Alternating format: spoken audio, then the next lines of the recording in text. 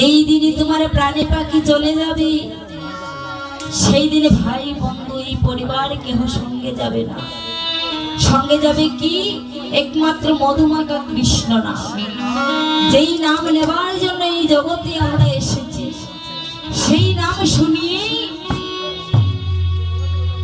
চারজনেতে কাঁধে করে পাশের দোলায় চড়িয়ে বলো হরি হরি বলো, বলো হরি হরি বলো, নিয়ে যাবে কোথায়? ওই শ্মশানের চিতা। মাগো, যখন সব কিছু করে রইবে, কিছুই নিয়ে যেতে পারবো না। যা নিয়ে যেতে পারবো তাই ভালো করে বুঝাই পড়তে হবে, তাই না মা? সেটা কি? মধুমাখা কৃষ্ণ নাম। এই কলির জীবের কাছে সেই নাম পৌঁছে দেবার জন্য আমার গৌর হরি এই ধরাধামে অবতীর্ণ হয়েছে। শ্রীমতী রাধা রানীর কাছ থেকে নাম প্রেম নিয়ে এই কলির জীবের কাছে হয়েছেন গৌর হরি শ্রীকৃষ্ণ চৈতন্য অবতার। গৌর হরি করছেন কি? কলির জীবের কাছে বাবা কেমন ভাবে নাম পৌঁছে দিচ্ছে। ভাই নিতাইকে সঙ্গে নিয়ে নিতাইকে বলছি, নরে নিতাই, কৃত পাপী ধুরাচার কেহ যেন বঞ্চিত না হয়, সবাই যেন এই মধুমাখা হরি নাম পায়। ওরে নিতাই রে, যদি কেউ নাম না ছায় নিতে, তুমি তাহার দলীয় হাতে, তবুও যদি নাম না ছায় নিতে, তুমি লুঠায় পড়ো তার চরণে, তুমি চরণে ধরে তার কাছে হরিনাম পৌঁছে দিও। কেমন দয়ার ভগবান! এই কলির জীবের জন্য নাম প্রেম দিতে কত কষ্টই না করেছে।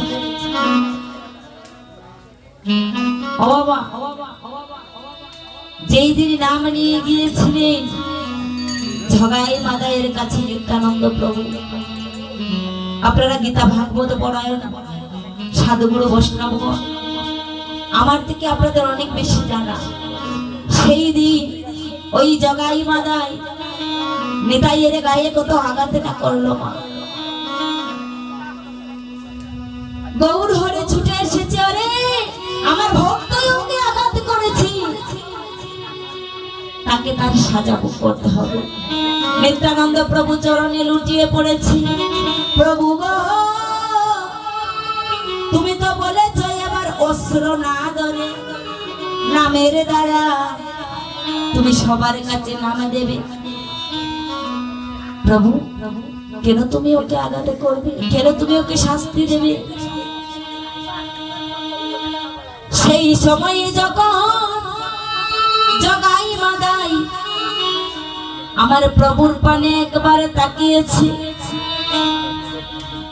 মাদাই বলছে, ওরে জগাই, একেবারে দেখে দেখে রে, এই জগতে কেমন দয়ালু এসেছে রে, যারে গায়ে আমরা এমন আঘাত করলাম, সেই কিনা আমাদের রক্ষা করার জন্য চরণে লুটিয়ে পড়েছে। ওরে জগাই, বদন বলে বল হরি বল। সেই হরিনাম সঙ্গে সঙ্গে বদনে নিয়েছে মা। গৌর হরিকে দর্শন করা মাত্র বদনে হরিনাম উঠেছে। সেই জগাই মাদাই, পাপী জগাই মাদাই হরিনাম করে জগদানন্দ মাধবানন্দ বৈষ্ণব হয়ে। আজ আমরা যে লীলাটি পরিবেশন করবো মা, তার নাম হচ্ছে সবল মিলন। ও বাবা, এই সবল মিলন লীলা পরিবেশন করতে যেয়ে আমি ক্ষুদ্র জ্ঞানী, জ্ঞানহীন, সাধনহীন, বোঝনহীন এক পাপী দুরাচার আপনাদের সন্তানের মতো, কারো ছোট বোনের মতো দাঁড়িয়েছি আপনাদের সম্মুখে। এই লীলা পরিবেশন করতে যেয়ে আমার অনেক ভুল প্রান্তি হবে। সবাই নিজ সন্তান এবং ছোট বোন মনে করি, আমার ভুল প্রান্তিগুলো আমার সুন্দর দৃষ্টিতে দেখুন। মধুময় শ্রীরাম শ্রীরামে নবদ্বীপে আমারে গৌর সুন্দর আজ করছে কি গো, ভক্তগণকে সঙ্গে নিয়ে মনের আনন্দে হরি বল বলে বদনে কীর্তন গাইছি আর দুটি বাহু উল্ট করে নৃত্য করছি। মহাজন আমার লীলার পাশে দাঁড়িয়ে পদে ভাব দিয়েছি, নাচে রে গৌ রাগ হয় আমার ছনে কীর্তন মাঝে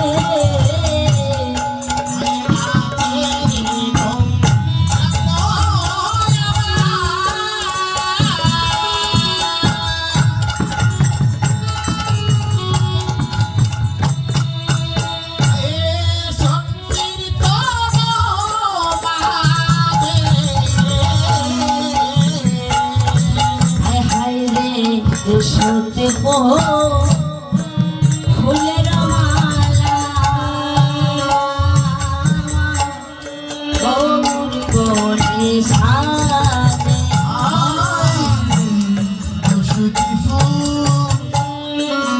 ফুলের মালা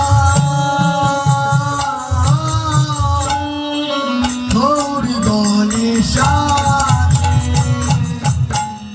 আজ শন কীর্তন মাঝে গৌরাঙ্গ নাচে, আজ সংকীর্তন মাঝে গৌরাঙ্গ নাচে, আজ শন কীর্তন মাঝে গৌরাঙ্গ নাচে, আজ সংকীর্তন মাঝে গৌরাঙ্গ নাচে, জীবের শন কীর্তন দূর করিতে শন কীর্তন মাঝে গৌরাঙ্গ নাচে, জীবের সংকীর্তনতা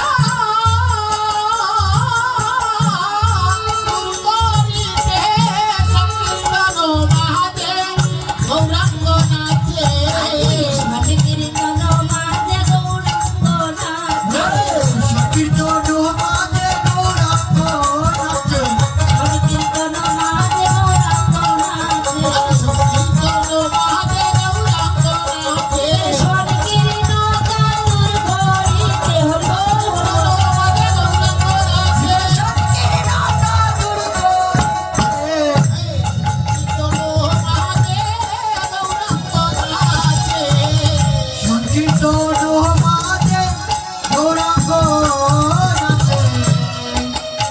জীবের সংকীর্ণতা দূর করিবার জন্য আজ গৌর সুন্দর নিজে ভক্তদেরকে সঙ্গে নিয়ে বদনে হরিনাম গাইছি আর দুটি বাহু ঊর্ধ্ব করে নৃত্য করছি। অমা তো মহাজন বলছেন কি, নাচে রে গৌরাঙ্গ আমার সংকীর্তন মাঝে দুশতি ফুলের মালা আজ গৌর গণে সাজে। আজ মহাপ্রভুকে কেন দুশুত বলেছি, মাগো বৃন্দাবনে নন্দসুত আর এই নদীয়াতে সচির সুত, তাই তো বলছেন দেখো দেখো আজ দুশুতির গলে দুশুতের মালা,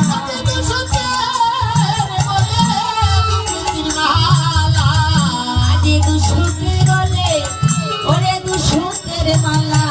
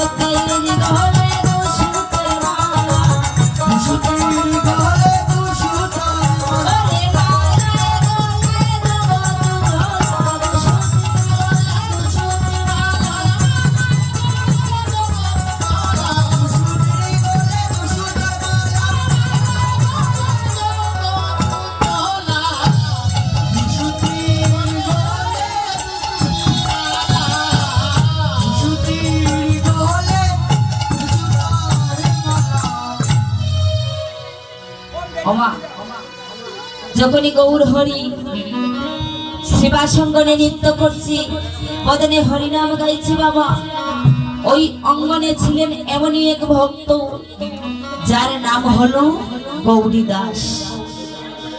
ওই গৌরী দাসী প্রভু তখন কি করেছি, মহাপ্রভু নৃত্য করছি, বদনে হরিনাম করছি, আর ওই গৌরী দাস তখনই আমার মহাপ্রভুর গলে একটি মালা পরিয়েছে। যখনই মালা পরিয়েছে, ওই মালা দর্শন করে আজ গৌর সুন্দর নয়ন জলে বক্ত বেসে যাচ্ছে। কেন?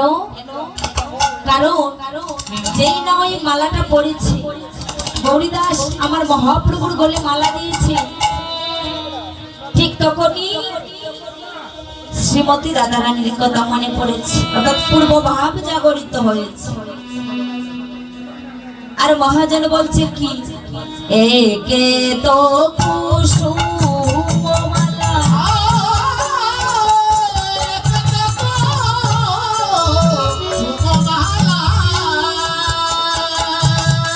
অবয়া ভার গৌরব রনে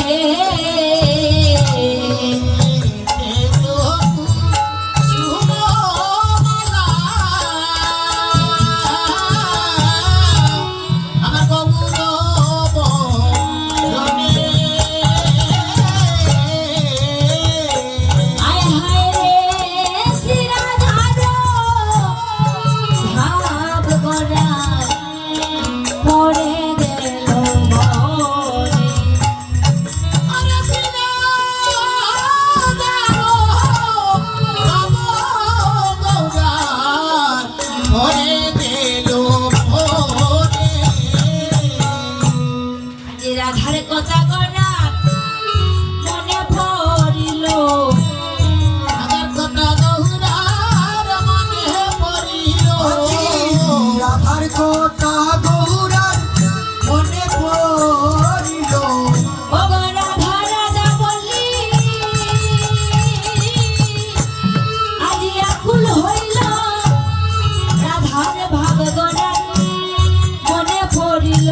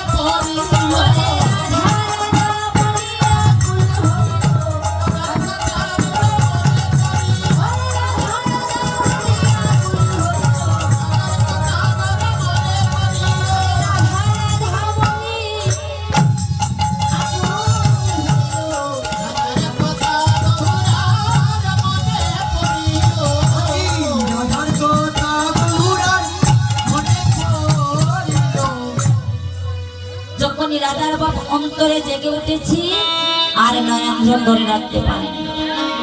শুধু গৌর ভক্ত মন্ডলী যারাই আমরা দাঁড়িয়ে আছি, আমার মায়েরা, বাবারা এবং আমার বোনেরা, আমার ভাইয়েরা, এই শ্রীবাসঙ্গনে এসে বসে।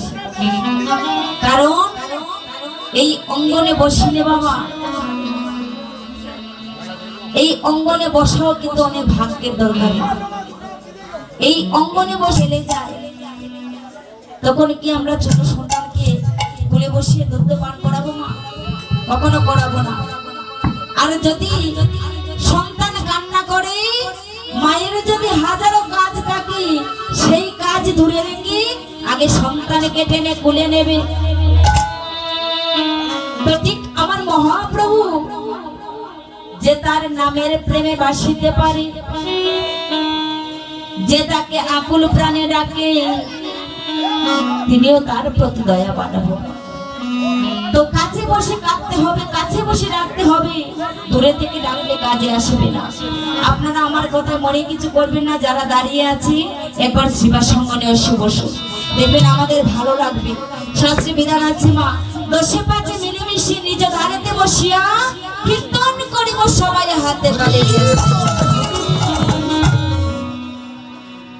আজ গৌরী সুন্দর যখন নয়নে জলে বক্ষ ভাসিয়ে কাঁদছে, গৌরী সুন্দরের কান্না দেখি গৌরীদাস মনে মনে ভাবছে, কিরে আমার মহাপ্রভুর গলায় একটা মালা দিলাম, আর মহাপ্রভু আজ নয়নে জলে বক্ষ ভাসিয়ে কাঁদছে কেন? ভক্তদের নিয়ে কীর্তন করছি আর নয়নে ঝরঝর করে জল ঝরছে। আরে মহাপ্রভু গৌরীদাসের বদন পানে তাকিয়ে আছে। ওরে গৌরীদাস রে,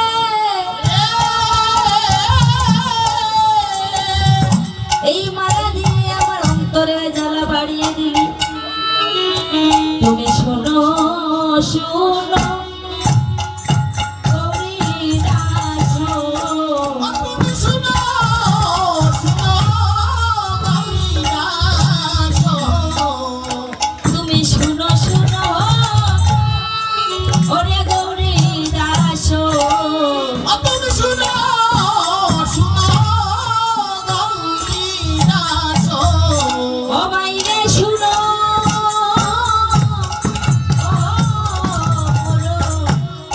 কথা। ও মাইরে শুনো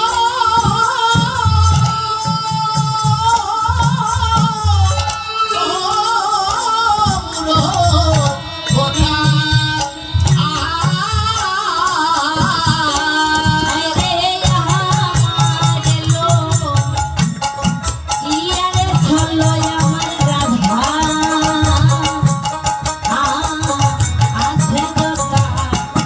ওরে আমার এলো ইয়া করলো রাধা, আয়াতে জোড়া।